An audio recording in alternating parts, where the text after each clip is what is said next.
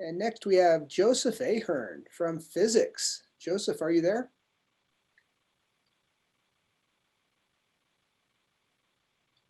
We're going to talk about small things that orbit Saturn and how those orbits change over time.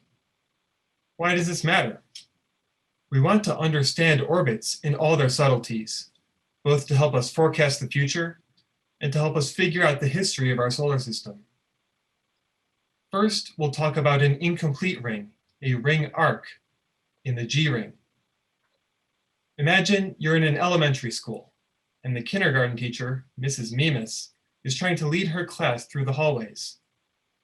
But she's on a conveyor belt and gets around more slowly than her class. The kindergartners do 7 laps around the hallways for every 6 laps that Mrs. Mimas does. She can at least keep them grouped together. But do you think those kindergartners will stay in line?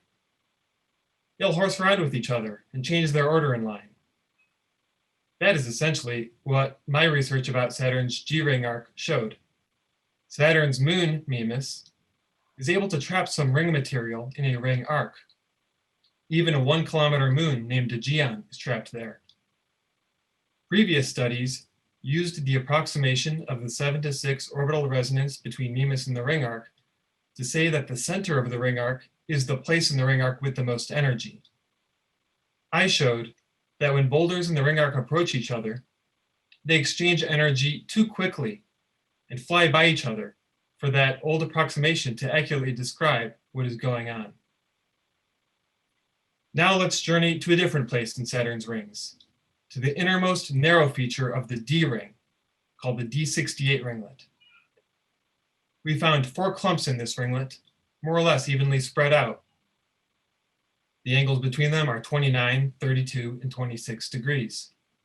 I decided to check if these clumps could stay in this orbit all by themselves without an external enforcer.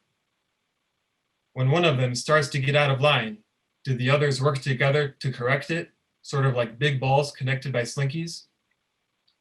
It turns out that a system of just 4 clumps at the angular separations we observe is inherently unstable. But it could work if there's a 5th clump about 33 degrees ahead or behind that we didn't detect. Supposing there is a 5th clump, can this clumpiness last? How far they are allowed to stray and still share a stable orbit depends on how big and heavy they are. But for how big we expect them to be, they aren't even allowed to stray the distance of your arm's length, or they are doomed to disperse. So from looking at these 2 locations in Saturn's rings, you can see how orbits can change over time, and even a small nudge today can make a big difference in the future. Thank you. So I've always been fascinated with astrophysics. How do you get your data? We see how things are today, and then what I've done is computer simulations based off of that. But it has to correspond to what we observe.